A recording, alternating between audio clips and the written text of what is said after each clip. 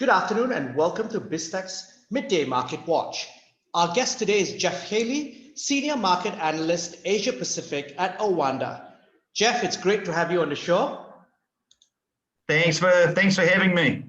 Let's take a quick look at markets before we hear insights from you. Now, mostly green. We've got the Nikkei that's up 1.74% at 25,338.52. The Shanghai Composite is trading at 3,360.17. It's unchanged at the moment.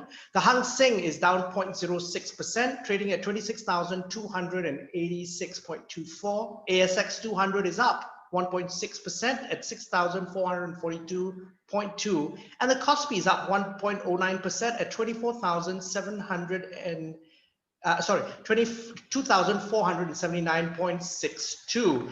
Now, we've also just got news that Singapore and Hong Kong are about to start a travel bubble flights on November the 22nd. So, Jeff, that's going to be interesting news that's going to impact even more the travel stocks that were impacted yesterday, like AirAsia.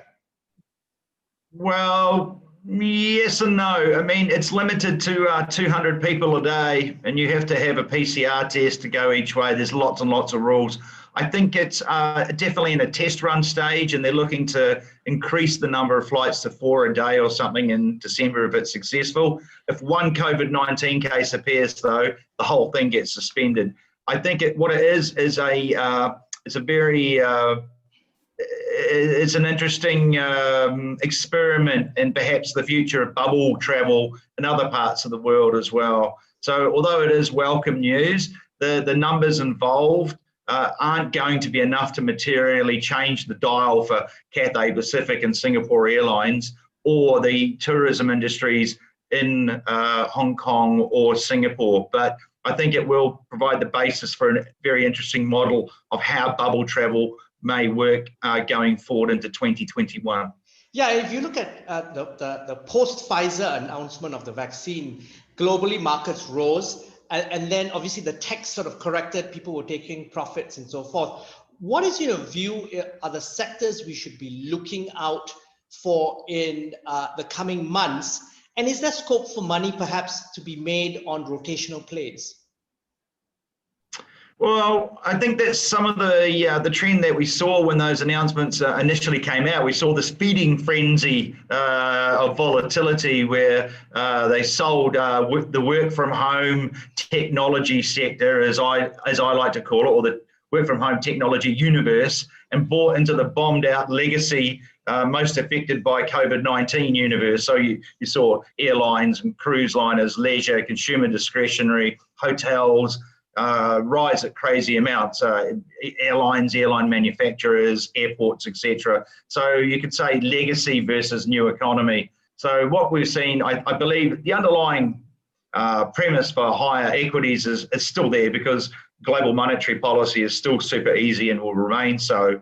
What we're seeing is more of a value trade where very expensive technology universe is sold and it's moved into the very cheap consumer side that's been most, or legacy side that's been most affected by COVID. We saw some huge moves on a couple of days ago.